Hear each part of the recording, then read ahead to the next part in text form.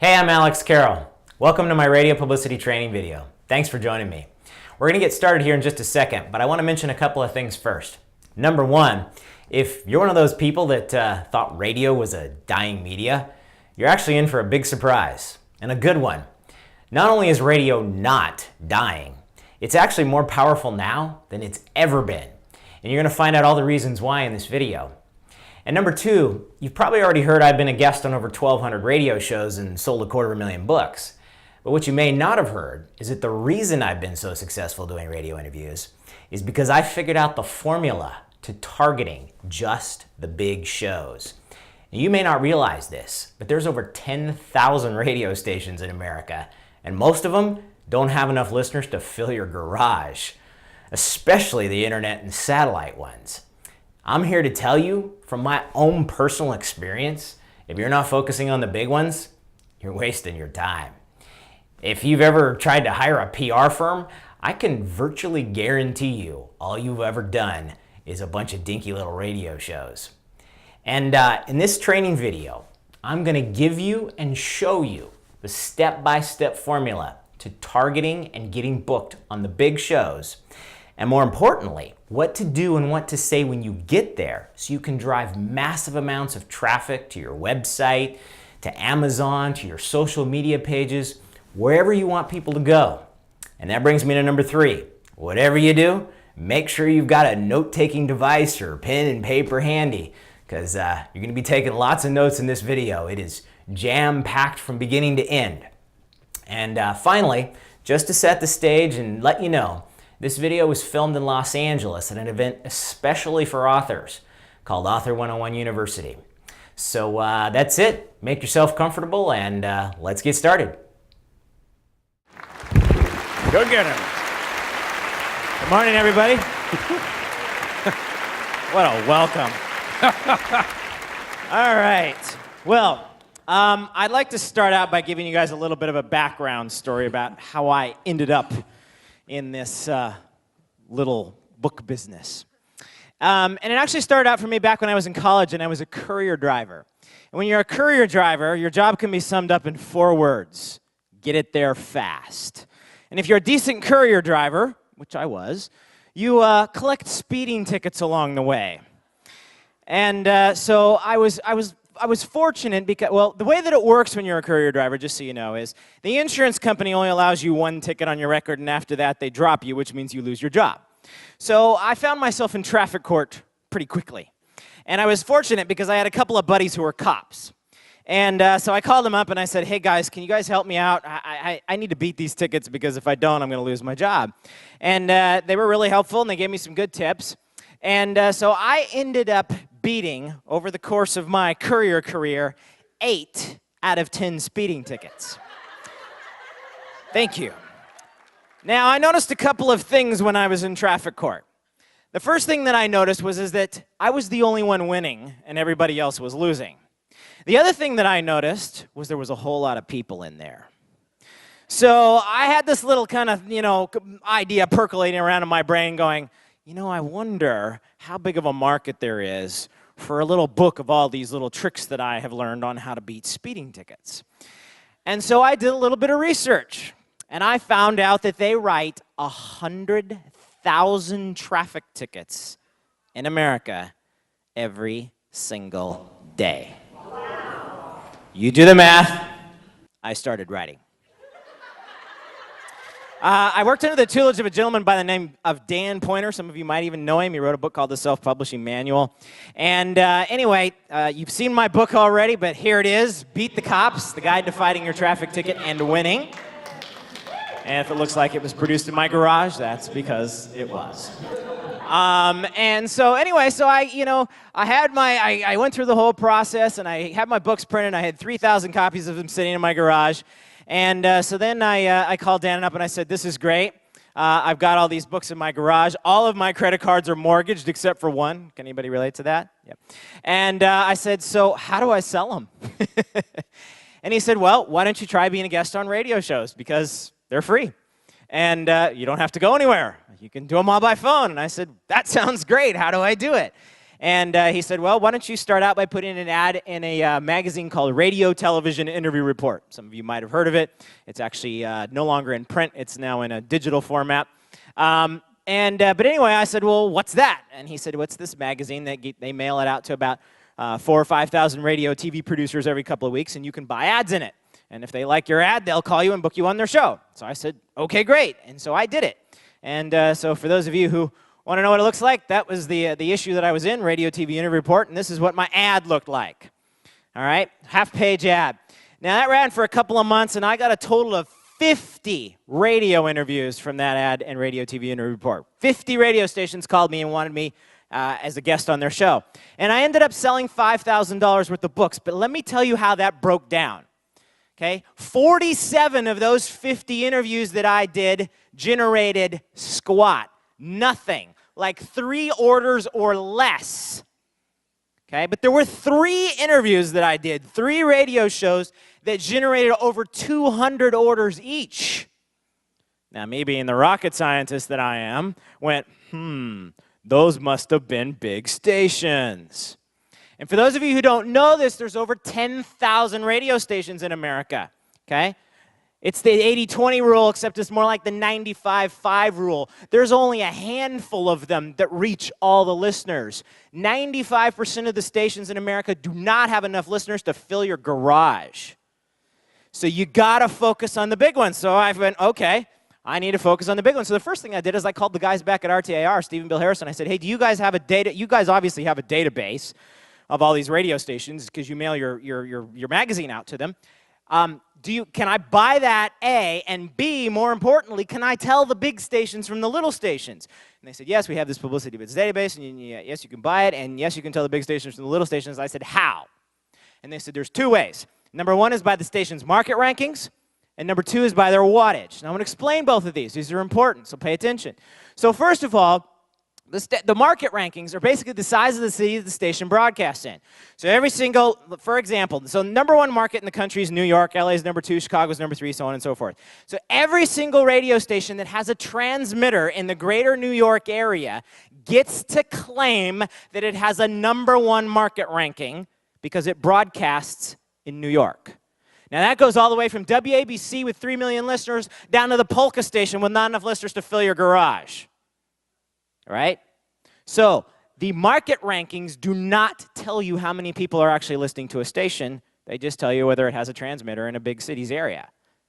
So the other thing, I turned my attention to the station's wattage. And the station's wattage is basically how big is their signal? How far do they reach? And conventional wisdom would lead you to believe that the bigger the signal, the more people are listening, right? Unfortunately, that's not how it works. Because you see what happens, those of you who live in big cities, you know this. When you live in a big city and you go down the radio dial, there's a station, a radio station at like every notch, right? Okay? But if you live out in the middle of nowhere, there's like 2 stations on the whole entire dial, right? So the FCC, which is the government agency that hands out wattage to radio stations in America, in the big cities, only gives out small amounts of wattage because if they gave big wattage signals to the stations in the big cities, they would all bleed over and you'd hear nothing but static on the airwaves. So what happens is you have stations like KABC here in Los Angeles that only has a puny little 5,000 watt transmitter. Most of you can spit further than that thing reaches. And you've got the opposite end of the spectrum with KBOI in Boise, Idaho, with 50,000 watts, 10 times the power of KABC in Los Angeles, and 1/10 of the listenership. And it's true all across the country. So actually, what usually ends up happening is the station's wattage is inversely proportional to the number of listeners they've got. Yeah. So once I figured that out, I went, okay, I need to find out the real listener numbers. Who keeps track of those? At the time, it was a company called Arbitron. Some of you might have even heard of them. They were recently bought by Nielsen, which is the big TV ratings people. They keep track of all the listener numbers for all the radio stations. So I just started calling Arbitron. They're a big multinational company, offices all over the place, and their corporate headquarters. I started calling them, and I called like every day for like 2 weeks, and I kept trying to get somebody that would help me, and I had this whole spiel down. And I think one morning, it was a Monday morning, I think the operator just got sick and tired of me calling, and she finally put me through to somebody who could actually help me. And so this guy picks up the phone, and I gave him my spiel, and I said, hey, my name's Alex. I got all these dinky little radio stations calling me. I wrote this little book on how to beat speeding tickets, and I just want to get on the big shows, and I understand that you guys keep track of the, the big shows. And he said, well, Alex, he said, let me explain how we work here at Arbitron. And he said, first of all, I don't know how you got through to me, but you did. He said, I happen to be the vice president of the company. And I was like, wow. And he said, we rate 256 markets across the country, and we do it 4 times a year. And we charge each one of the stations within each one of those markets somewhere between $5,000 and $25,000 per quarter for their ratings. That's our business model. That's what we do. And I'm like, oh. So we went on, and my little calculator brain, I'm going, okay, that's like $1 million, $2 million or something like that for all the ratings for the whole entire country. And we went on talking for a little bit longer, and I finally said to him, I said, look, I said, obviously, there's no way in the world I can afford to buy the ratings for the whole entire country. I said, do you have any suggestions for me? I'm just a kid working out of my garage. I said, what would you do if you were me? And he said, well, he says, Alex, I'll tell you what. I'll make you a deal. He said, first of all, I think your book's pretty cool. He said, and as a matter of fact, I have a few friends who could use a copy of it right about now. So I'm going to make you a deal. I will send you a copy of my last ratings book for the whole country if you'll send me 12 copies of your speeding ticket book. And he said, see, I don't really care about that one because I've got my brand new one out, and that's the one I'm selling, but it's only 3 months old, and for your purposes, the ratings don't change much in 3 months, and so it'll give you what you need. And I said, you will? And he said, yeah. And sure enough, a couple days later, it arrived in the mail, and I brought a copy of it just so I could show you guys. This is the Arbitron Radio USA book. It looks like a telephone book. This particular issue is 914 pages long. That was a day that changed my life forever. And after I stopped jumping up and down like a chicken with my head cut off, I sat down with this book and a highlighter pen, and I went through and picked out every single radio station in the country that had 100,000 listeners or more. That was my cutoff point. And I sat down, I built myself a database, I put a press kit together, I started calling these stations and pitching them. I was getting on left and right. I was doing 1, 2, 3 radio shows every morning. And because I'm on the West Coast and a lot of the morning drive radio shows are on the East Coast and Central Time Zone, I was making $5,000, $10,000, $15,000 in book sales every morning before I even got out of bed.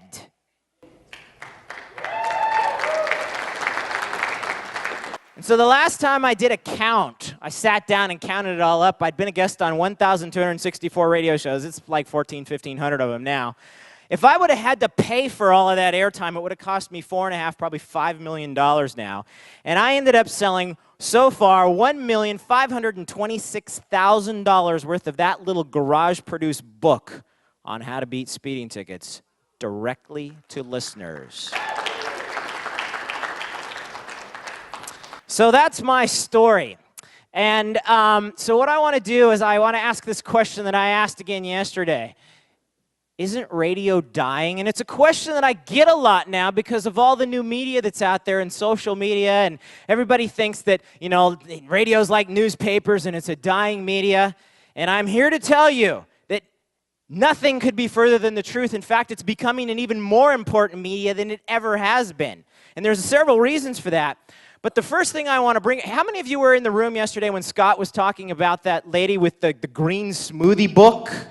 Yeah? One radio show she did, launched that book. Remember how many copies she sold? 10,000 copies on one show in an hour.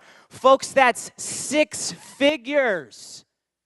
Everybody say 6 figures. 6 figures. In an hour. That was last year. This is happening now. I've had the 2 biggest radio interviews that have happened in the history of me doing radio interviews happened March of this year and October of last year. Both of them generated over $250,000 in sales. Both of them were my clients, and both of them were authors. These are huge numbers. Now let me put that in perspective for you. By comparison, Comparison. Look, I've done tons of TV shows. I've probably been on 80 TV shows.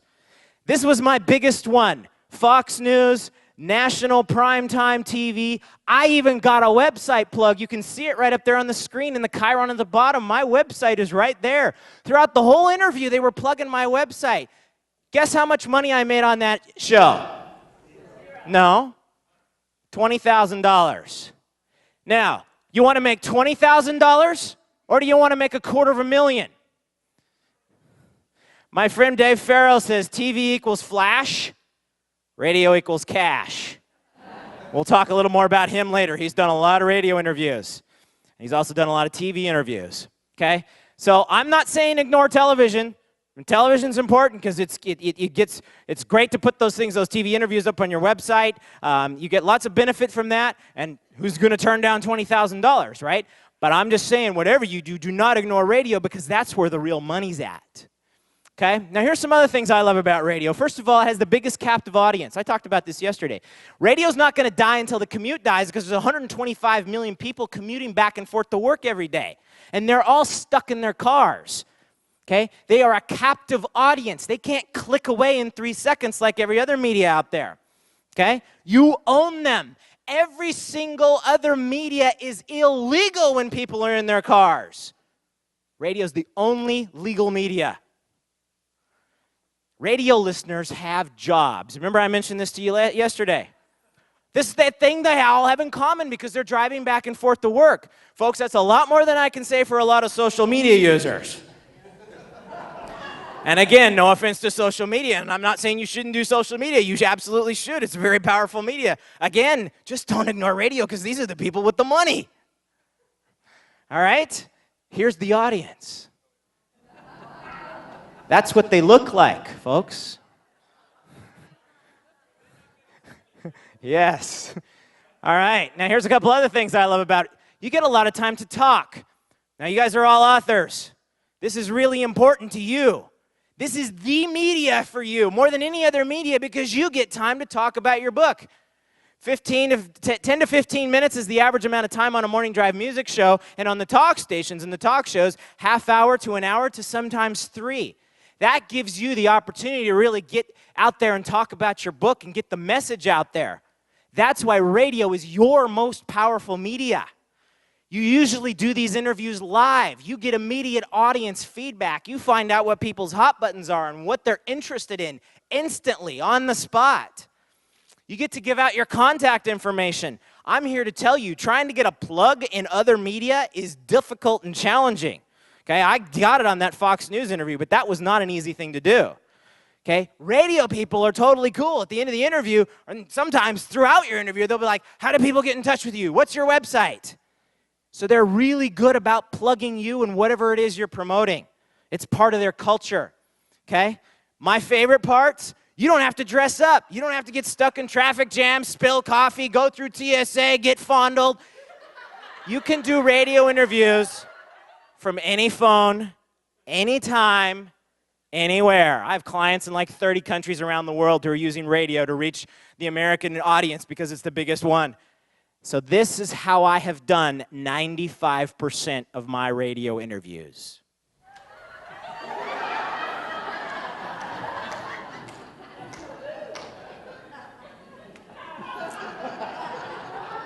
Now,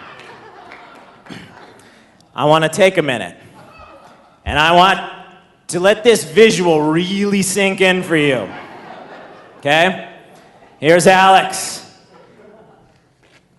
At home, laying in bed, talking on the phone. And there's his audience, stuck in a traffic jam. Everybody say, I can do this.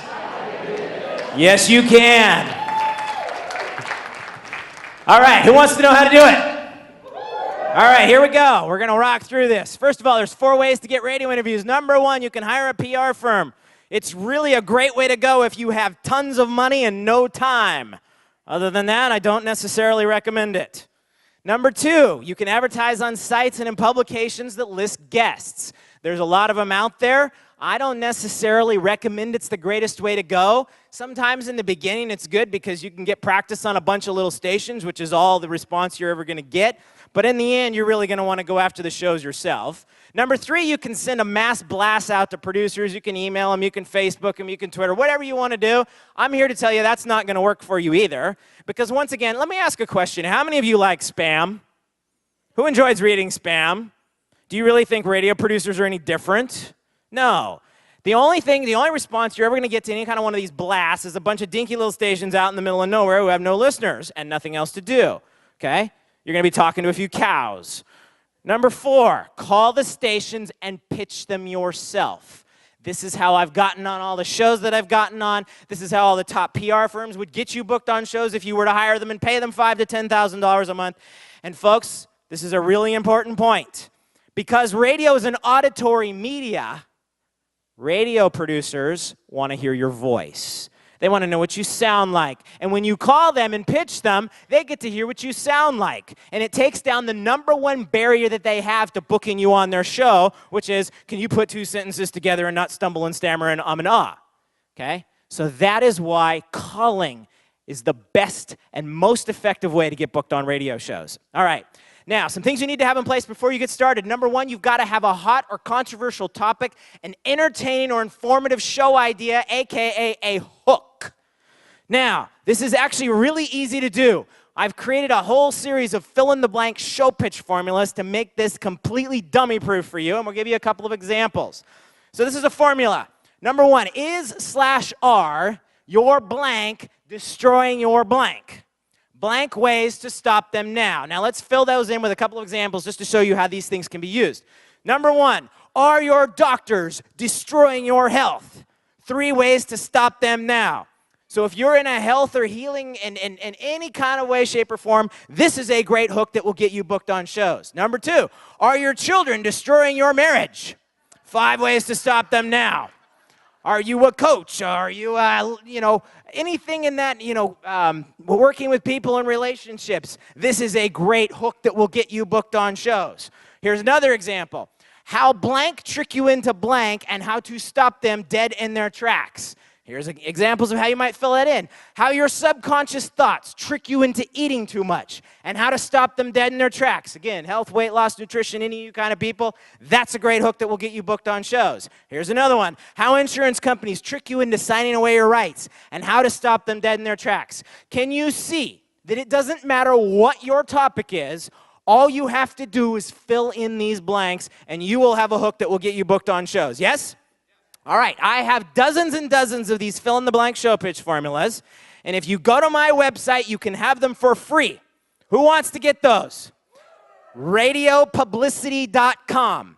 Radiopublicity.com. Go in there, put your name and email address in, and I will send these to you for free. Okay, everybody should do that.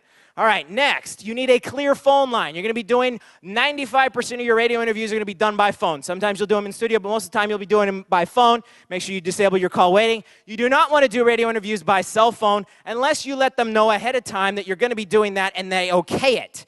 Most of the time they want a landline because they get better sound quality. Okay, their radio sound is important to them. You got to have a way to record your calls so you can listen to your interviews later on and critique them and go and have other people give you feedback on your interviews. Okay, I use a digital online recording service. Full disclosure, this is my affiliate link. I make a whopping $6 if you sign up through me. It's called audiovideoacrobat.com. It's $20 a month. It's the service I use to record all my interviews. I use it to record all kinds of other stuff as well. It's a great service. Audiovideoacrobat.com. All right? Next, you need a current database of top radio shows. Mine is available. I'm going to tell you more about that later. And the next thing you need is you need a press kit, and you need both a physical press kit and an online press kit, aka the media page on your website. Now, let's go in and look at that. Rick said I was going to tell you more about this, and here we go. So this is what my press kit looks like. Now, before I go into telling you all the different components to this press kit, I want to mention something really important to you. Now, some of you are going, Alex, it's the digital age. Why the hell do I need a physical press kit? That's like so last century. Okay, can't I just email these people my stuff? Let me tell you how this works in the big radio shows. The big radio shows, they've got the host and the co-host and the assistant producer and the producer, and every day after the show, they all get together and they have a roundtable meeting for about an hour after they get off the air. And they sit at this table and they pass ideas around to each other and they go, and they're basically asking themselves one question: what are we going to do tomorrow? What are we going to do the next day? What are we going to do next week? They're passing around show ideas. They're brainstorming. So if your stuff makes it to that table so that they can pass it around and brainstorm and look at it together, your chances of getting booked on that show skyrocket over somebody who just sent in an email. So you just send an email. First of all, you don't even know if they got the email. You know, it's only like 1 in 10 emails ever gets delivered in the first place, right? And then if they get that 1 out of 10 emails, what are the chances they're actually going to open it? Maybe another 10%? Now you're down to 1%. What are the chances they're actually going to click on the link that goes to your media page and print out your one sheet to take to their roundtable meeting? Another 1%? Now you're down to 1/10 of 1%. That's why you want a press kit. This gets you to that roundtable meeting. This gets you booked on the shows. Nobody sends these things out anymore. That's why they're so powerful and so effective. They set you apart from the crowd. So let me draw your attention to a couple things about this press kit. First of all, the envelope I send it out in is not white or manila. It's red. I don't care what color you pick. Just don't pick those colors. Pick something that stands out. I always hand address this thing. I hand address it in a black Sharpie marker. When I call a producer and I give him my pitch and I say, are you interested? Here's how it go. Here's how it would go. I basically would leave them a message and I'll say, if they're interested, I tell them I'm going to send them a press kit that comes in a bright red envelope with a little sticker of a cop on the outside. And I have a little sticker of the cop on the outside. So I'm making this stand out, and that's your goal and what you want to do.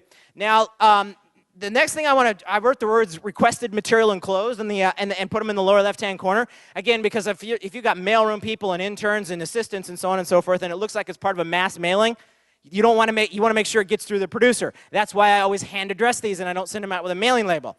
Oh, and by the way, the book cover, outside of these double pocket portfolio, I just got extra covers of my book printed off. You can also have them pre-printed. So that's what I did with that. Okay, now let's go inside the press kit. The most important thing is what's called your one sheet, or your press release, or your show pitch sheet, okay? The most important part of this is your headline at the top. Mine says, ex-courier driver beats 8 of 10 tickets. Then I have a subline headline, and that's the hook. Remember, you had the fill-in-the-blank show pitch formulas? You're going to use those to come up with your hook, and that's what you're going to put at the top as your headline. My subheadline says, author of Beat the Cops tells your audience. Now, what's important to a radio producer? What do they care about? They just want to know 2 things. They want to know, do you sound good? And what are you going to say that's going to keep my audience tuned into my station and not go someplace else? That's the only 2 things they care about. So that's what this bullet box that's right underneath there tells them. What am I going to tell their audience? And let's go in and zoom in a little closer and look at that. So I'm going to tell their audience how I beat 6 out of 7 radar tickets. Who wants to know how I did that? Oh, nobody. Okay. How it's possible to speed legally. Do I have any takers on that? Oh, we have a few people who want to know that. Okay. About an organization that pays speeding ticket fines. Who wants to know who will pay for their speeding ticket? Come on, let's get some hands out here. How about how to schedule your trial during the cop's vacation? Who wants to know how to do that? Usually by the time they get to that one, the whole producer is on the phone going, dude, I got to know how to schedule my own trial during the cop's vacation. When are you available? Okay? So what you're doing with these bullet points is you're not exactly telling them what you're going to tell them, but you're teasing them with what you're telling. So you want to come up with this list of bullet points of what you're going to say when you're on their show. 7 to 15 bullet points. This is what's going to get you booked on the shows. Now, the next most important piece of paper in your press kit is your list of sample questions. This is your choreographed interview script. I am telling you, ladies and gentlemen, I do 95% of my radio interviews in my sleep because I know what's coming. They go right down this list of sample questions. They do not vary from it. Every once in a while, you'll get somebody. By the way, I just want to tell you, they're not going to read your book. Sorry, don't mean to disappoint you. Radio producers are so busy, they have such crazy lives, they do not have time to read your book. They want a cheat sheet. That's what this is. By the way, if you get a radio host that actually sits down and reads your book, I guarantee you he's got 2 cows listening to his station. Okay? If it's a big station, they will look at your cheat sheet, and that's it. This list of sample questions is the cheat sheet. Okay? And after each one of these questions, I put in parentheses how long it's going to take me to answer it. Answer takes 1 minute, 30 seconds, 90 seconds, and you'll see that those are all in bullet point format. You need to be able to address and answer every one of your points and questions in 30 to 90 seconds. Those are called sound bites. Okay? And this tells them that I know the game, because if they've got a bottom of the hour news break coming up and they've only got 60 seconds left, they can look at my questions and go, oh, here's a 60-second question, I can answer them, and then I'll still have time to go to break. So that's why I do that. Now, this next ingredient in my press kit is not critical. In other words, you do not have to have it. But if you do have it, it's a good thing. It's called a controversy sheet. Okay? Now, I noticed in the beginning, when I was listening to talk radio, that they like to start arguments and fights. Anybody notice that? Yeah. So I thought to myself, well, gosh, if I can start a few arguments and fights, I could probably get booked on more shows. So I sat down and created myself a little cartoon drawing of me arguing with a cop and all the various little controversies and arguments that we might have and fights we might start. So I'll just give you a couple of examples. So I've got my little guy over here said, cops have ticket quotas to fill. You guys have all heard this. And of course, the cop over there says, nah, ticket quotas were outlawed a long time ago. They have no influence whatsoever on the number of tickets police write. Folks, as a little aside, I have a buddy in the local police force. He always says to me, he says, Alex, I don't have a quota. I can write as many tickets as I want. I can't tell you how many radio shows that I've done, the topic was, do cops have quotas? And the great thing about radio is a anonymous media, right? So all the cops get to call in and bitch about their quotas. And then at some point in time in the interview, you've always got one guy who calls in and goes, yeah, no, we outlawed those a long time ago. And it's like, yeah, thanks for your call, Mr. Police Chief. See you later, buddy. And so then there's another one here I love to do, which is, the safest speed, or the higher the speed, the higher the danger. And that's what the cop is saying. And then my little cartoon guy says, actually the safest speed on most roadways is 10 to 15 miles an hour faster than the speed limit. Now, I just want to see a show of hands. So basically the cop says speed kills. And you guys have all heard this, right? So show of hands, how many of you believe that speed kills? Come on, raise your hands. I'm not going to pick on you, I promise. All right? Lots of you believe that speed kills. Guess what? You're right, it does. The faster you're going, the nastier the accident's going to be if you get into one. The key word was if you get into one. See, but the chances of you actually getting into an accident are much less if you're going with the flow of traffic, regardless of what speed it's going, than if you're going against the flow of traffic, even if you're going really slow. So just to use an example, so one of my good friends is a guy named Joel Roberts. He used to be the afternoon drive show host here on KBC in Los Angeles. So if he were introducing me, okay, and teeing this topic up, he might say something like this. Joel Roberts, 790 KBC. My guest this hour, Alex Carroll. He wrote a book on how to beat speeding tickets. He claims that the safest speed on most roadways is 10 to 15 miles an hour faster than the speed limit. What is this guy, nuts? Does he have a death wish? 1-800-222-KBC. We want to hear what you think. Switchboard lit up solid. Blinking lights. Not an open line anywhere. All you people who raised your hands. Calling in. Who do you think you are encouraging people to speed? Thank you very much. And that makes great radio. And then, of course, we go into the argument about, well, you know, the flow of traffic and yada, yada, yada. So that is what I mean. Now, I know there's lots of you out here who are saying to yourself, yeah, that's all great, Alex. You like to start fights and controversy and cops and blah, blah, blah, blah, blah. But look, I just have this soft and warm and fuzzy inspirational book, and I'm here to save the world. And I really don't like fights. I really never did like fights. And you got to be kidding. Look, you don't have to have controversy, okay? You really don't. However, I just want to tell you a quick story to give you an example of how you might actually be able to use controversy, even if you do have a soft and warm and fuzzy topic. So let's talk about Joel Roberts again for a second. He used to do the media training for the Chicken Soup for the Soul guys. And so when Chicken Soup for the Pet Lover's Soul crossed his desk, he was in charge of coming up with something controversial. Now, folks, it doesn't get much more soft and warm and fuzzy than Chicken Soup for the Pet Lover's Soul. And Joel, being the genius he is, he looked at this for about 30 seconds and he said, aha, I got it. Do people love their pets too much?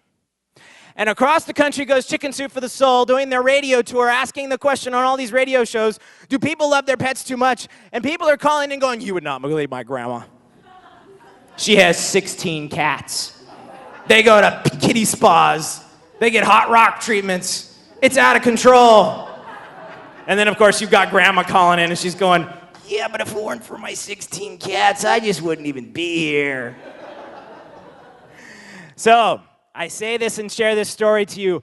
If I bet, even with your soft and warm and fuzzy topic, I bet if you just think about it a little bit, you can probably come up with some kind of a little controversy that'll start the ball rolling. And I just wanted to share that story with you. Now, the other thing you want to include with your press kit is letters of recommendations and clippings. Now, letters of recommendation are things that you get just by asking for them. So after you've done a show, all you do is you call the producer up and you say, hey, I know you're really busy, but could you put a couple sentences down on station letterhead for me, or an email, whatever, and say I was a great guest on your show and I lit up your phone lines. I've never had one of them say no, and I've got dozens of these letters. And so anybody heard of Rick Dees? Rick Dees, yeah, a few. This is a letter from his producer. It says, to whom it may concern, Alex Carroll was a recent guest on our Rick Dees morning show in LA and also our national weekly Top 40 broadcast. The phones went crazy for Alex. The listeners loved the information, and I recommend Alex to anybody who's interested in a great interview. Now, does that speak louder than anything I'll ever be able to say? Yeah. If I put that in my press kit, is that going to get me booked on other shows? Oh, yes. Is that going to get you booked on other shows if you have that in your press kit? Oh, yes. All you have to do is ask. That's all you have to do, really simple. WCBS here in New York City, this is the biggest news station in the country. I won't read the whole letter, but this last sentence says, beat the cops, beat any WCBS record I can recall for listener response to an interesting feature. So this is good stuff to have in your press kit. Here's one from KGO in San Francisco. I have these for like all the big stations in the country by now. Anyway, now the other thing you want to put in your press kit are clippings. Now, they don't have to be traditional print media anymore. The Huffington Post, something from online is fine. But what you're doing here, and this is really important, is that you are telling the producer that your topic is newsworthy. You don't even have to be mentioned in these articles. Really important point. You do not have to be mentioned in these articles. Google.com/alerts, get Google Alerts, put your topic in there. So my topic is speeding tickets. Whatever your topic is, put that in Google Alerts and you'll start getting articles sent to you that have to do with your topic. Again, it doesn't matter that you're mentioned in these articles or not.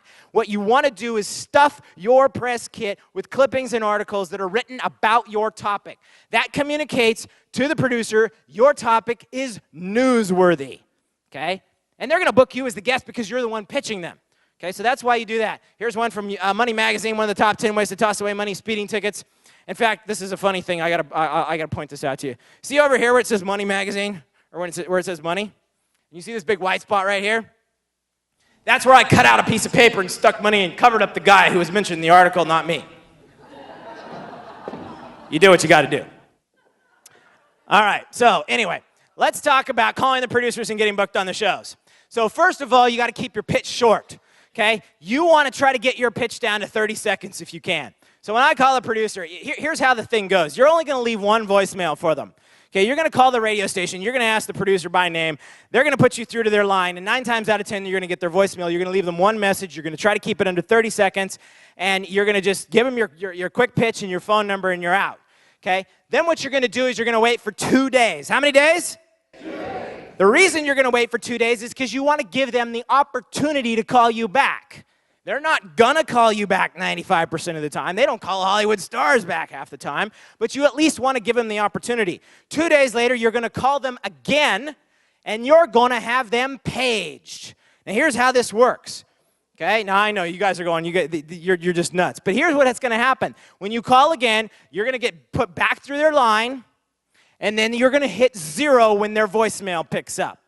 It's going to take you back to the front desk operator, and you're going to say, hey, I just got Bob's voicemail again. Would you be so kind as to page him for me? And if the guy's not stuck in a studio or recording a commercial or in a bathroom or something like that, he'll pick up the phone. And here's what you're going to say to him. Hey, Bob, you got 30 seconds. I got a quick show pitch for you. That's it.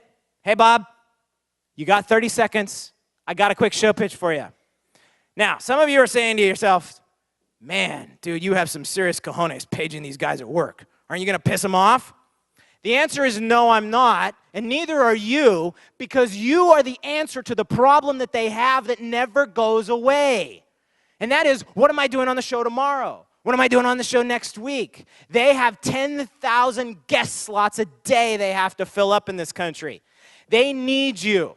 So when you call them with a show pitch, you're helping them do their job. They want to hear from you. What they don't want is somebody who drones on forever. What they do want is somebody who gets right to the point, which is why I said, hey, Bob, you got 30 seconds. I have a quick show pitch for you, okay? They want to hear from you. And you just give them your show pitch, and here's what they're usually going to say. Yeah, that sounds interesting. Why don't you send me something? And what they'll usually say is, why don't you send me an email? And what I will say is, yes, I will send you an email, and I'm also going to send you a copy of my book and a press kit. It's going to come in a bright red envelope with a little sticker of a cop on the outside, so be on the lookout for it. I don't ask them if they want it. I tell them it's coming because I want to make sure that it makes it to that round table meeting, remember? So that's what I do. And if they don't pick up the first time you have them paged, just keep calling and have the operator keep paging them until they pick up. This is my secret. This is what's gotten me on all the shows. I have these guys paged. I get them on the phone. It's just that simple. It's work, but it works, okay? So that's the drill. Now, the last thing here that I want to talk about is time slots. When they get to the point where they've seen your material and they like you and they say, we want to book you, they're going to ask you a really important question. When are you available? Now, look very closely at this graph, okay? That red spike is morning drive. That yellow spike is afternoon drive. If you are pitching a morning or afternoon drive show, there is a very specific time you want to be on the air, isn't there? And in the morning, see, the morning shows are on from 6 to 10 in the morning. You don't want to be on at 6 a.m. You don't want to be on at 10 a.m. Folks, write this down. You want to be on between 7:30 and 8:30 in the morning. That's the sweet spot. You want to be on between 5:15 and 6:15 in the afternoon. That's the sweet spot. You will get, I guarantee, because I've done it repeatedly, 5 times the response if you're on between 7:30 and 8:30 in the morning than when you're on at 9. Why? Because everybody's out of their cars and behind their desk by 9 o'clock in the morning. So when they ask you when you're available, your response is, I've got 2 openings. You tell me which one works best for you. I've got one tomorrow at 8 o'clock, and I've got one on Wednesday at 7:30. Which one works best for you? You don't care which one they pick. Both of them put you in the sweet spot. Okay, that's how you get your time slot. Really, really important. Now, the other thing you want to get is the hotline number. This is like the home phone number into the studio. Other option is to get the producer's cell phone numbers. A lot of them are interchangeable now. Sometimes they'll give you a hotline number. Sometimes they'll give you their cell phone number. This is so if something comes up for you, an emergency at the last minute, and you need to get a hold of them, you can. Okay, that's why you need that. And folks, I really want to make a big point of this. This is about building relationships more than anything else. And I know you know this because everything in life is about building relationships. But I've been a guest on some of these radio shows 5, 10, 15, 20 times. In the beginning, I didn't have any idea it was going to turn out like that. I thought, you know, in the beginning station, I was on a station, and they'd call me back a couple months later, and they say, Alex, we want to have you back on the show again. And I'd be like, really? I don't have anything new. It's the same story. I'm going to be telling you the same thing I told you 2 months ago. No, you were great. You lit up the phone lines. And what I realized and what I learned, because then they would have me back on again, and I'd sell even more books the second time than I did the first time, I learned that the attention span of the average American is equal to that of a hummingbird. And these guys would keep inviting me back again and again, even if I didn't have anything new to say, because people forgot. And so 5, 10, 15, 20 times, they would have me back again and again and again.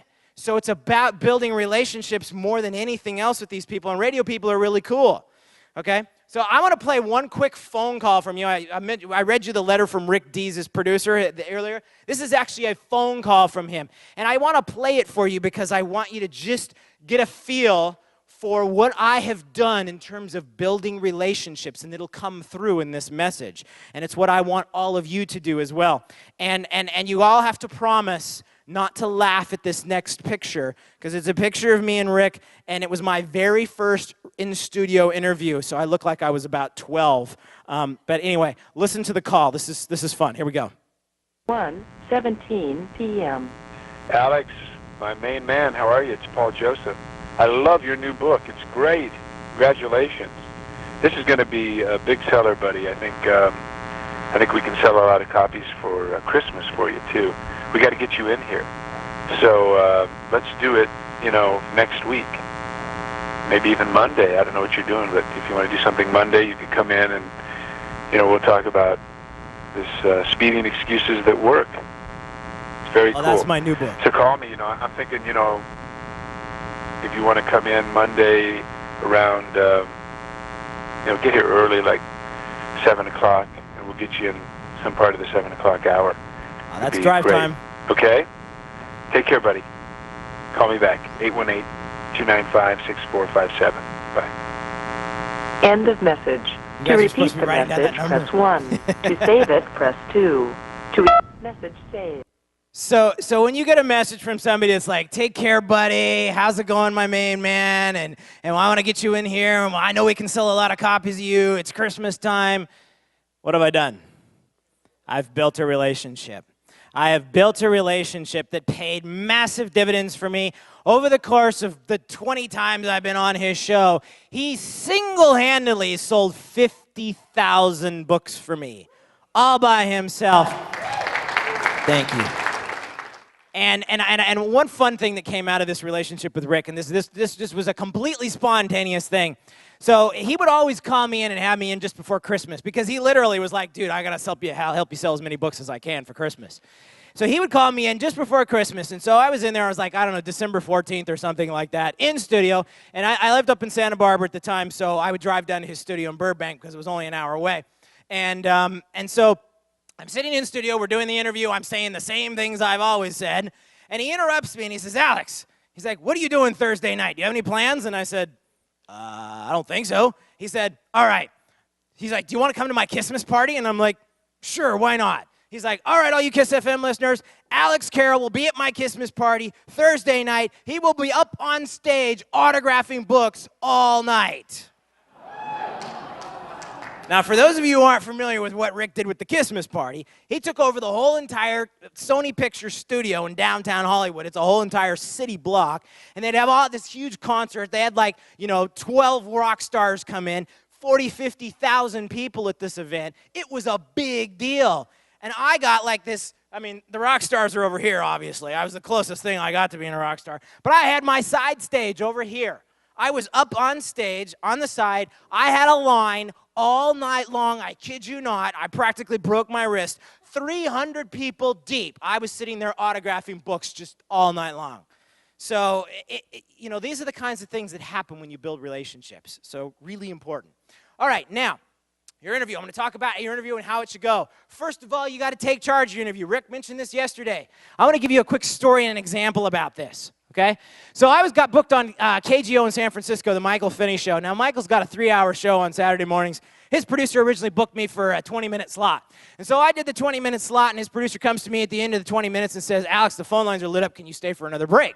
And I'm like, sure, no problem. So I stay for the next 20 minutes, and she comes to me after that and says, can you stay for the rest of the hour? The phone lines are still lit up. This is amazing. I said, sure, no problem. So anyway, I stay for the rest of the hour. So then she comes on at the end of the hour, and she says, this is amazing. Our phone lines are still lit up. Can you stay for the second hour of the show? I'm like, sure, no problem. Meanwhile, you guys are all getting bumped. I'm really sorry about that. Anyway, so we do the whole entire second hour of the show, and she comes back. Actually, Michael comes on the phone at the end of the second hour. He's like, dude, this is amazing. He's like, I've never seen anything like this. He's like, can you stay for the third hour of my show? So he cancels everything else that he had booked on the show. I do the third hour of the show, and then when we come back at the beginning of the third hour, he's like, Michael Finney, AM 810 KGO San Francisco with my co-host, Alex Carroll.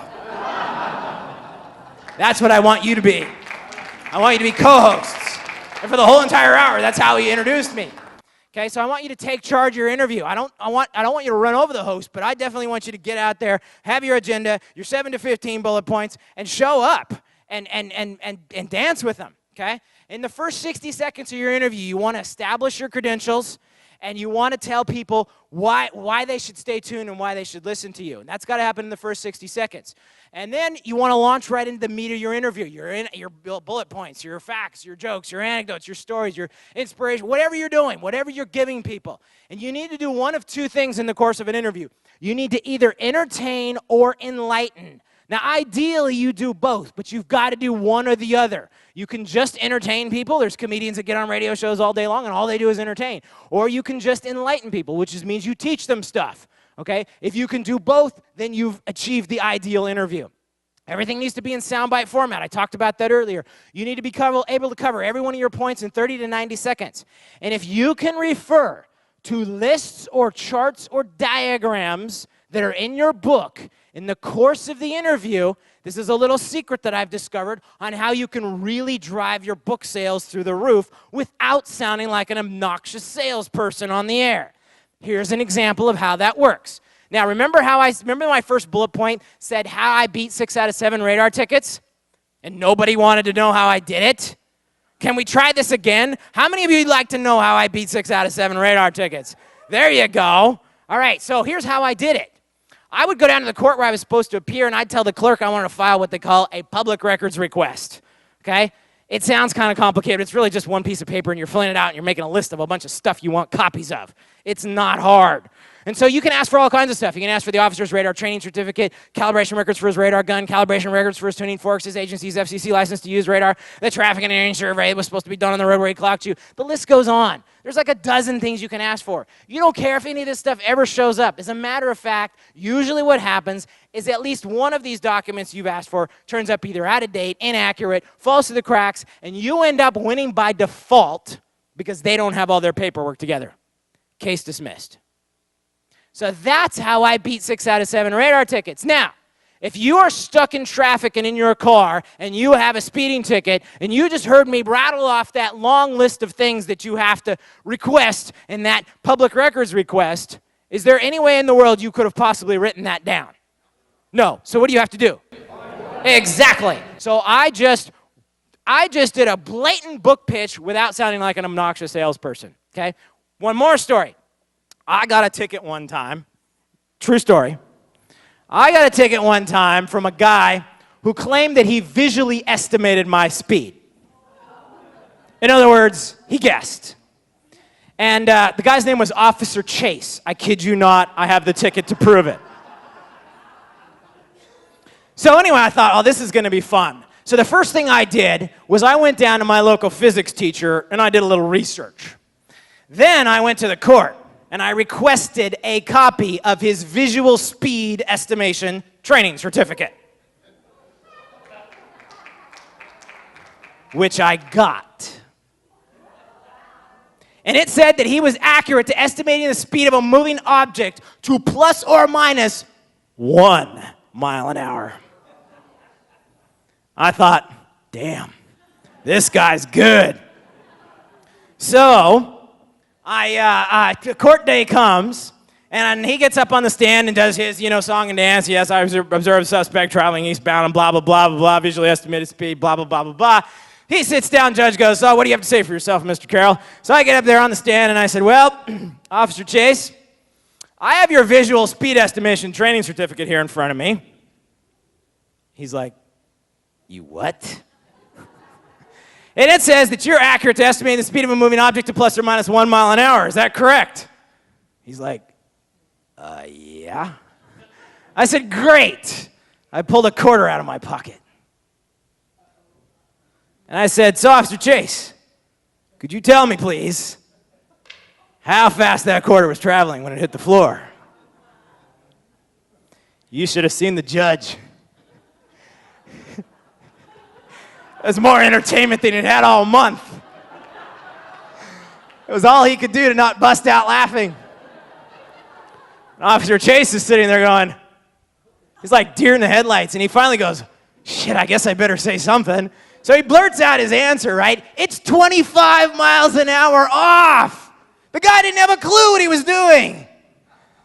I politely started to try to inform the judge of this, but he was already busting out. He was like, gavel half and clocked, hit this case dismissed. He was busting up laughing. I just hope I never get pulled over by Officer Chase again. Now here's the punchline. The punchline is this. I have a chart in my book that tells you, based on your shoulder height, how fast that quarter is traveling and when it hits the ground, so you too can go in and embarrass cops in court.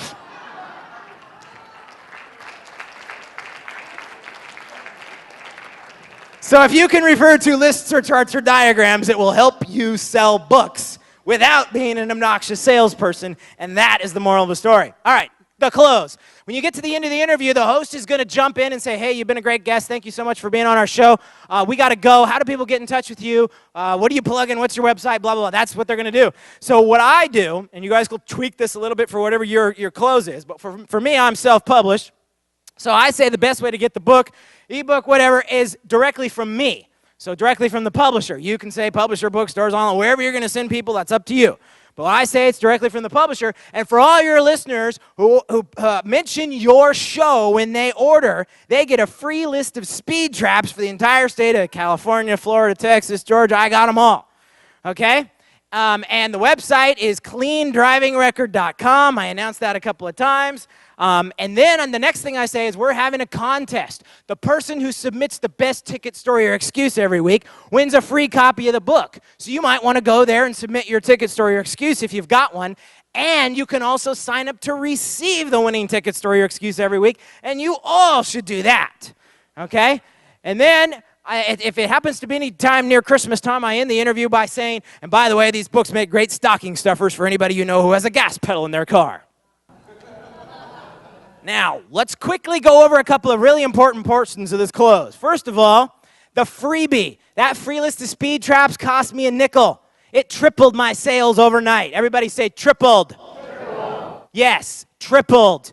And it cost me basically nothing. I called the people up at speedtrap.org and said, hey, can I give away free lists of your speed traps, just one-page lists? I will put your website at the bottom. I'll promote the heck out of your website. I'll drive zillions of people to your website. Just let me have some of your content for free. They said, absolutely, knock yourself out, no problem. All of you can do the same thing. And what this does is it gives people an incentive to buy the book from you directly, if that's what you're choosing to do, or if you're sending people to Amazon or the iBookstore, it gives you an incentive to drive them back to you. Why? Because you want their name and email address and contact information in your database. If you send people directly to Amazon and the iBookstore and you don't have this, you lose all of that. And that's your back end. That's where all your customers are. And you don't have contact with them. So if you've got this freebie, you say, go to Amazon, go to the iBookstore, or come directly to me. When you're done, send me the receipt, and I'll send you the free whatever. And that way you get all their contact information. Really, really important. Okay? Now, that contest that I had is a great way to build your list. There's lots of, Rick talked about this ethical bribe. That's my ethical bribe, but you want to be building your list. Okay? Now, that contest, and I never actually designed it to turn out this way, but it turned into, I started getting hundreds, thousands of people submitting their ticket stories or excuse, and I had like 3,000 of them, and I was looking at them, I'm going, there's another book here. And that actually turned into another book in 30 days. Speeding excuses that work. I just compiled all their stories they sent me, and I had this new book. My friend Mark Victor Hansen calls it Chicken Soup for the Speeder Soul. I'd share a couple with him, with you, but I'm running out of time. But I will say this. I did do something really cool with this book. I actually created a cheat sheet in the middle of it. So what you do is you read the whole book through, and all the excuses are just one pages. So you read all through so you know what the excuses are. And in the middle of the book, there's one page that's got little bullet-pointed summaries of all the excuses that are in the book. It's got little scissors, so you cut it out, and you fold it in half, and you stick it underneath your visor in your car. So then when the next time you get pulled over and the cop's back there fumbling around with his ticket book, you pull out your little cheat sheet and scan it real quick and, oh yeah, that was a really good one. You stick it away, and by the time he gets to the window, you're out of there and you're home free. Anyway, fun, very, very cool thing. So one last thing that I want to mention to you is after your interview, you got to make sure you send them a thank you letter. Nobody does this, but I want you to send a thank you letter, okay? An actual physical thank you letter. And there's several things you're going to mention in this thank you letter. First of all, you're going to say, I look forward to returning again in the near future. You're planting the seed to be a return guest. Remember I said this is about building relationships. This is an everlasting, never-ending free publicity, free advertising gold mine. All you have to do is just focus on building these relationships. Okay? So I look forward to returning again in the near future. If anybody bails on you at the last second, I'm happy to be an emergency guest for you. Here's my cell phone. Call me anytime. I will fill in whenever you need me. I have lots of radio shows that have called me to do that. And if you're a good guest, they will. Okay? The last thing that I put in here is, by the way, if you happen to be members of one of those bulletin board radio things, they're like masterminds, or they're like, they're bulletin boards, and what happens is all these radio producers and hosts, they're members of these things, and they use these to share ideas with each other. And so what happens is there's like, the biggest one's called Bitboard, and there's like 3,000 radio shows that are members of Bitboard. And every morning when they get off the air, or whatever time they get off the air from their show, they'll log into Bitboard and they'll say, well, this is what we did today, and it was great. We had this great bit. We had this great guest. This show idea went great. This guest sucked. Whatever you do, don't call them. And so, but it's private. You can't get access to it. You can't buy advertising on it. And it's how all these stations all over the country and all over the world network with each other and share ideas. And so the first time that I got posted on Bitboard, one morning my phone started ringing. And I got like 5 phone calls in 20 minutes from stations that I hadn't even pitched. And they're like, Alex, we want to get you booked on our show. When are you available? And so after the 5th phone call in 20 minutes, I finally asked, I was like, how did you hear about me? Oh, we saw you posted up on Bitboard. And I'm like, Bit what? And they explained to me what it was. And I'm like, wow, that's cool. Well, Bob and Spike at KISW in Seattle a couple of days before, I'd been a guest on their show, and they had put this little posting up there about me. I didn't know anything about it. 3 days later, 50. Everybody say 50. Radio stations had called me and booked me on their shows without even asking for a book or a press kit or anything from that one posting on Bitboard. So then I started asking for people to post me on these Bitboard and online prep service sites. And my phone started ringing nonstop. Like just nonstop. And the punchline of all this, the long story short, is that I've been booked on more radio shows as a result of these prep services and bulletin boards than I have calling and pitching them myself. Okay? That's how powerful they are. All right, so I want to play one more phone call for you, and then we're going to wrap up. And this is from a guy a producer at a radio station in Seattle, and he's talking about these bulletin boards and posting me. And I just want to play this call for you because it really underscores like how cool radio people are. So here we go. At 9:59 a.m. Alex, Carol Leonard Barocas, just getting back with you from Star 101.5 in Seattle. I got your book. I love it. So let's talk. I'm going to try to arrange a time where we can do something here. It's getting pretty stacked up, but hopefully we can do something and work something out, okay? 206-516-3082. Again, Leonard Barocas from Star 101.5 Radio in Seattle. I also, I know you've been up on Bitboard before and probably Radio Star, but I'm going to submit a little blurb about it. Again, I hope you don't mind. And hopefully you get more people on. You'll be on more people's show. Because that's what you need. You need to sell some books, damn it. It's the holiday season. All right? 206-516-3082. Bye-bye. End of. I'm here to tell you, you're probably not ever going to get a call like that from a television producer. Okay? But this is how radio people are. They will go to bat for you. He's like, I don't know if I can get you on. I'm going to try to get you on. But if I can't get you on, I'm going to get you on as many other shows as I can because it's the holiday season. I got to help you sell some more books. Damn it. So again, it's all about building relationships. Okay, so this video isn't done yet, but I just want to jump in here for a second and let you know what's happening. So I'm about to go into describing the resources that I have available for you if you want to cash in on this radio goldmine. And I just want to make sure that you stay tuned all the way to the end of this video. And the reason why is because I'm going to reward you for sticking with me for an hour. And I'm going to make you a very special one-time offer on my resources. And it's going to be an even better one-time offer than the one you're about to see me make to the Author 101 attendees. And when I make that offer, you're going to see a blue button that appears below this video. And in order to take advantage of that special offer, which I strongly encourage you to do, all you got to do is click that blue button. And one more thing.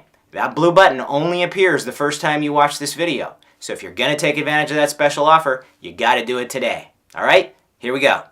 So anyway, so what I'd like to do now is I'd like to tell you about the resources that I have available for you if you'd like to pursue this radio thing more. How many of you would like to hear more about my database and my resources? Okay. So first of all, this is what the database looks like. It comes on CD and USB. There's a total of 1,364 radio shows in the database. Every single radio station and every show on it in the country that has 100,000 listeners or more. That, again, is the cutoff. Those 10,000 dinky little stations across the country, they're not in here. This is just the big shows, just the cream of the crop. They're sorted into 21 different categories. I'm going to show you what those categories are in just a second. They include the show description, so I tell you the type of stuff that they like to talk about and don't like to talk about. Guess they like, guess they don't. Just, sometimes biographical information, hobbies, yada, yada, yada. All these things are really helpful in terms of you targeting the show. The names of the hosts, obviously, the names of the producers, all their contact information, the exact audience numbers, so you know how many people you're reaching. It goes from hundreds of thousands, 100,000 all the way up to several million. And the database comes in two formats. It comes in Microsoft Excel, which is a ubiquitous program pretty much everybody's got. That's what I use. But if you have another program that you prefer to use, like Actor Access or Goldmine, some database or other spreadsheet program you want to use, I also include the database in a tab-delimited text format so you can import it into whatever program you wish. All right? Now, along with the database, I also include a whole bunch of other things to make sure you have everything that you need to succeed at this. Now, before I show you these, I just want to take you inside and show you what the database itself looks like. This is in Excel, but you'll see the phone numbers, the time slots, the names of the producers, the hosts, the emails. You know, this is, and obviously the screen continues to go off to the right-hand side. There's a lot more data fields here, but that just gives you a snapshot of what it looks like. Now, the next thing that I include along with the database, and by the way, I just want to mention about emails. Remember I said I don't want you spamming and sending out email blasts to people. They're not going to work for you anyway. You really need to make the phone calls. But there's emails for about 2/3 of the producers and hosts in this database. The other third, they don't even give them out. So I just want to let you know that. All right, now, the next thing that I include along with the database is an actual here's the 21 copies of the 21 categories the database is broken up into. I forgot to mention that. So half of the database is broken up into general interest shows. These are shows that'll take whatever you throw at them. Okay, it doesn't matter what your topic is. Now the rest of the shows, the other half, are broken up into more of these specialty categories. Okay, so you've got health and automotive and legal and gardening, home improvement, and so on and so on. The whole list goes on. Now you can tweak your pitch. Obviously, all of us can pitch the general interest shows. Okay, so we all go after those, but then after we've done that, then we tweak our pitch a little bit, and we go after a lot of these other more specialty shows, and I'll use myself as an example. So I get on the automotive shows because you get speeding tickets when you're in your car. You know, sometimes these guys get sick and tired of talking about, I don't know, mufflers or whatever, and they want to talk about speeding tickets instead. I get on the legal shows because beating a speeding ticket is a legal thing. I get on the money and business shows because when you beat a ticket, you save money. I get on the sports shows because who listens to sports shows? Guys who drive fast cars and get tickets, right? I get on the travel shows because what happens if you're on vacation, you're out of state, and you get a ticket, and you want to know how to fight it out of state. So anyway, those are just examples of how you can tweak your pitch to get on a lot of these other shows. All right, now along with the database, I also include a physical copy of my press kit. You want to use this as a template to create your own press kit. It's all there, the envelope, the one sheet, the sample questions, the controversy sheet, the clippings, the letters of recommendation, so you can just copy this thing. All right, and that's what I want all of you to do. Next, I include a copy of my radio publicity manual ebook. This is my 177-page blueprint to the whole entire system. And when you get it, this is what you start with. I want you to read this manual first before you do anything else. Read it cover to cover. It is the instruction manual, okay? Comes as a PDF format. Then I also include a 60-minute CD or also on USB of my radio interviews. So either a CD player or MP3. So you can listen to me in action. Hear how I handle listener calls. What happens if somebody's adversarial or asks me questions I don't want to answer? How do I dodge? How do I bridge? You get to hear me in action, and most importantly, you get to hear my closes, what I do at the end of the interview. Okay? I also include a bonus packet.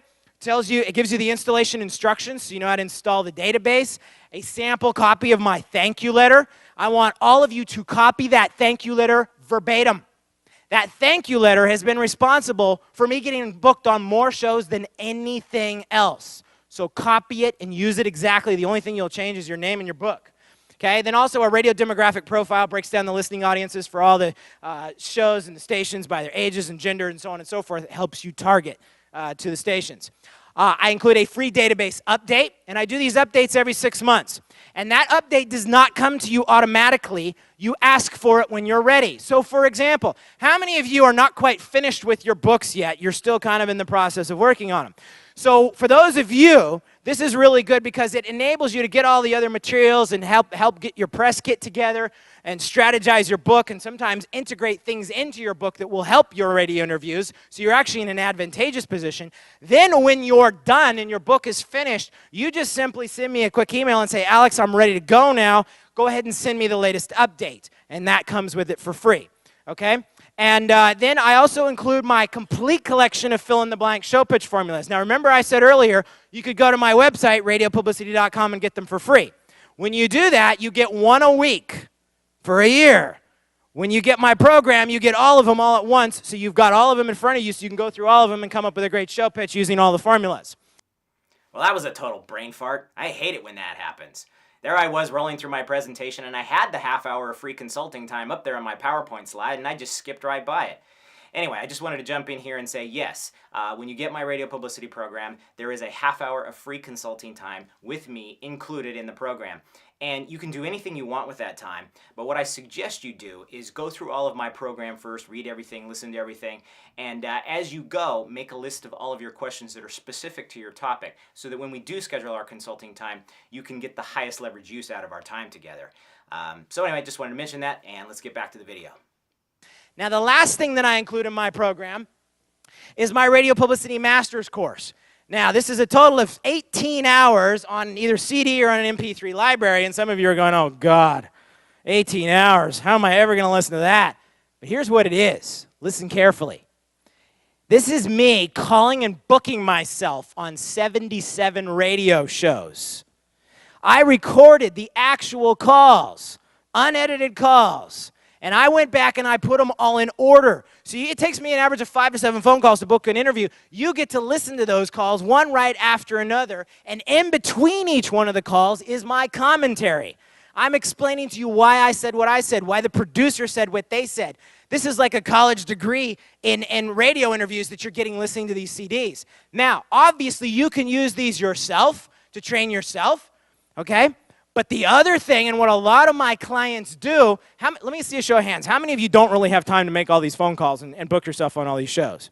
Okay? So a lot of my clients, what they'll do is they'll take these CDs and they will use them to train one of their employees to make the calls for them.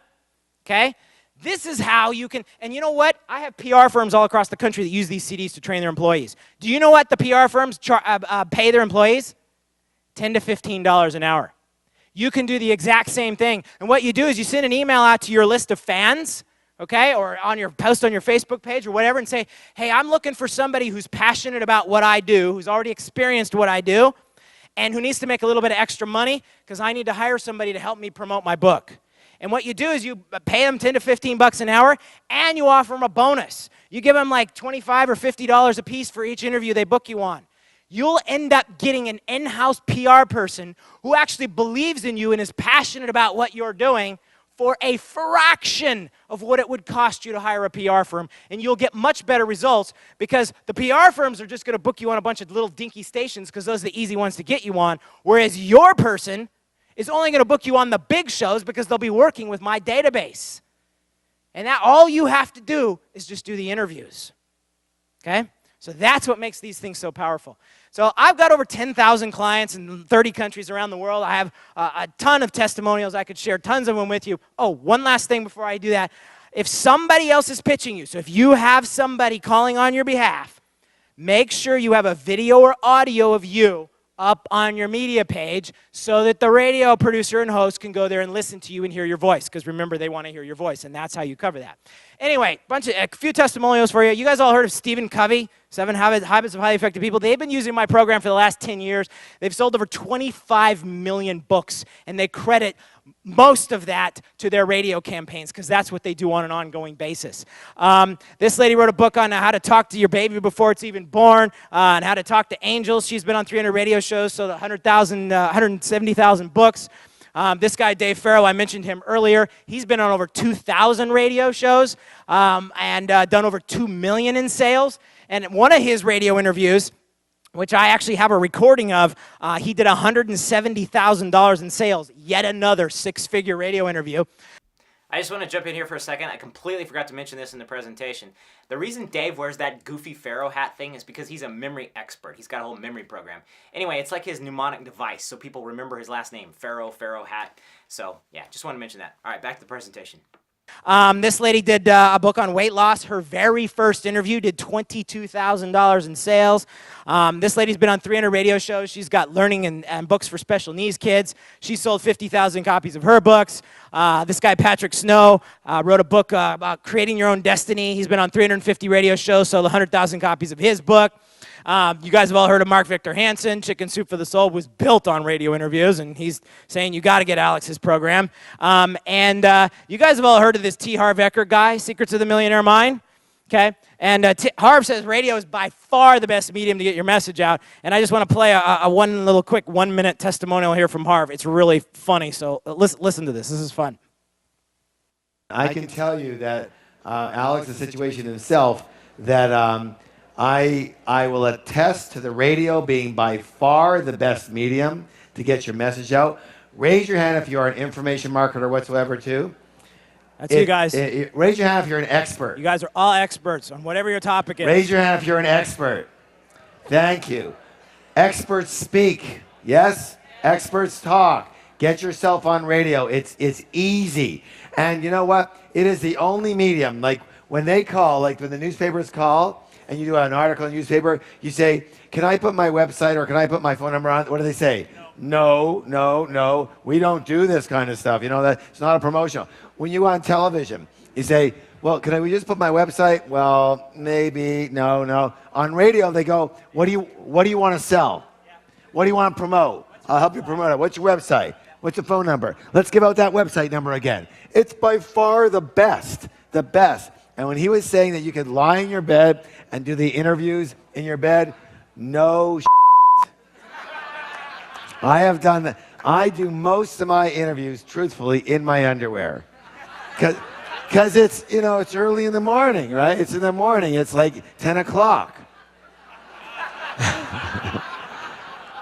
And, you wheedle out of bed and you have your little smoothie and you go, all right, you pick up the phone and they're all set and they've got the questions. And it's so cool. It's such a great way to live. And I've done a lot of them outside on my lounge chair. I've done interviews in my jacuzzi. Have you? Yep. For sure. Why not? Nobody knows where you are. And if you tell people you're in your jacuzzi, you sell more.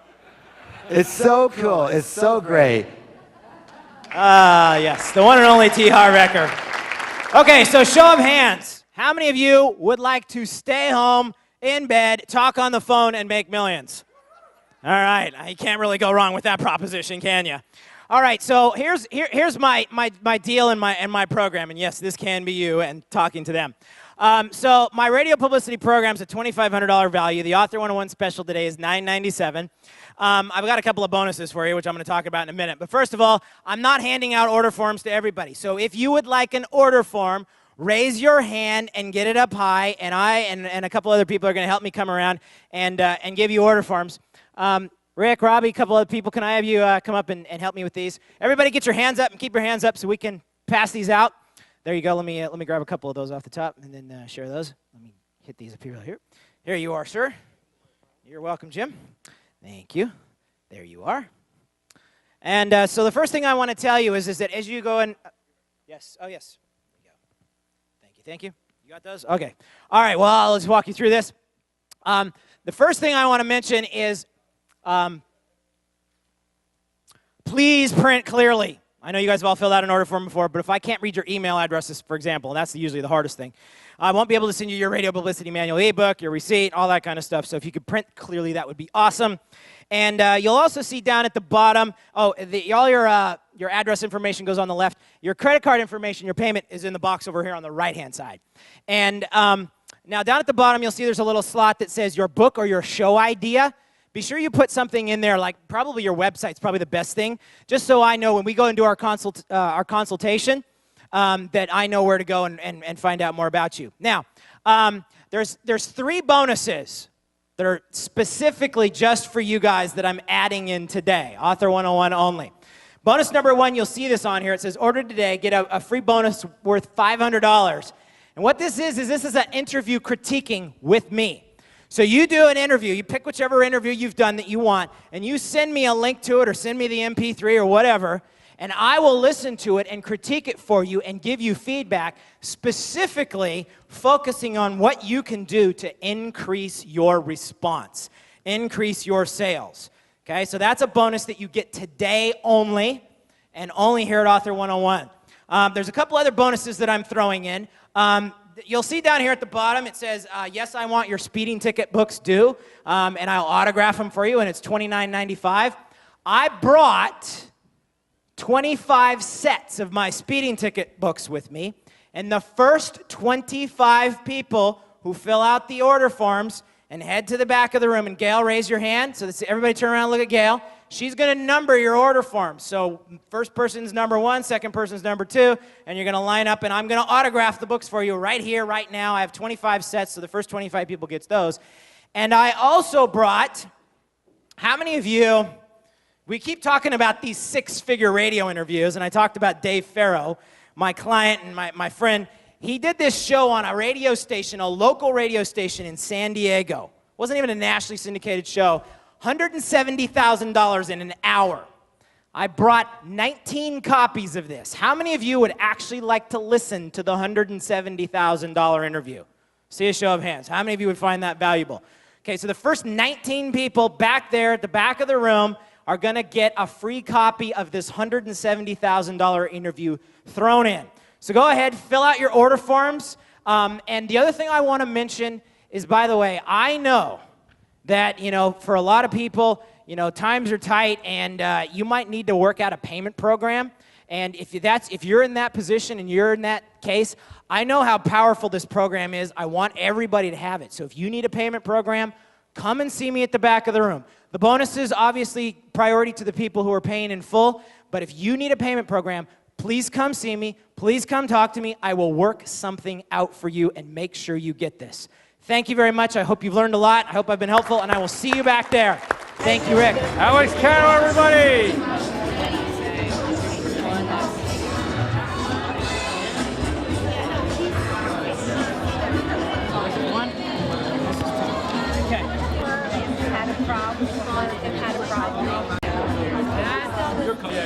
Here's your $170,000 interview.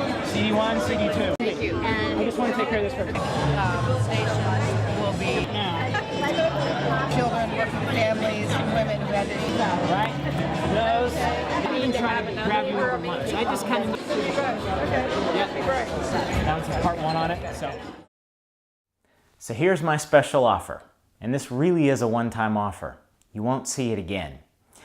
If you take action and invest in my radio publicity program right now, not only will I give you the same special offer that I just made to the Author 101 attendees with all the extra bonuses, but I'm also going to give it to you for $200 less than what they paid for it. That means instead of paying $9.97 like they did, you're going to get everything for only $7.97. And you don't even have to get up and run to the back of the room to get the bonuses. Now, just to recap the bonuses that you're going to be getting, in addition to everything else in my radio publicity program, number 1, you're going to be getting a $500 interview critiquing bonus. Now, these are something I don't even offer on my website because, frankly, they take so much time. And what it is, again, is it's me listening to one of your interviews and then following up with you and giving you specific feedback on what you need to do to get the maximum response to your interview. Sales, opt-ins, fundraising, likes, views, whatever your goal is, I'm here to help you get more of it. Number 2, you get the autographed copies of my speeding ticket books. Hey, don't laugh. These are guaranteed to save you a bunch of money sooner or later, and they're also guaranteed to provide you hours of entertainment. And number 3, you get the recordings of my client Dave Farrow's $170,000 radio interview that he did on a local radio station in San Diego. And once again, this is something you won't find on my website. It's special to this offer. And I'm telling you, there's no better way to learn how to do a 6-figure interview than by listening to somebody do one. Dave is a master. He's done over 2,000 interviews and millions in sales. You will learn so much from listening to him. So that's my special offer, and that's all the free bonuses that you're going to get if you take action now. And before I sign off, I just want to say one more thing. I know you're hungry to get your message out to the masses. You wouldn't have spent the last hour watching this video if you weren't. And I'm here to tell you that just as hungry as you are to get your message out to the masses are hungry to hear from you. They need your help. They need your advice.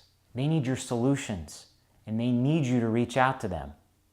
And they are listening to the radio. 125 million of them every day.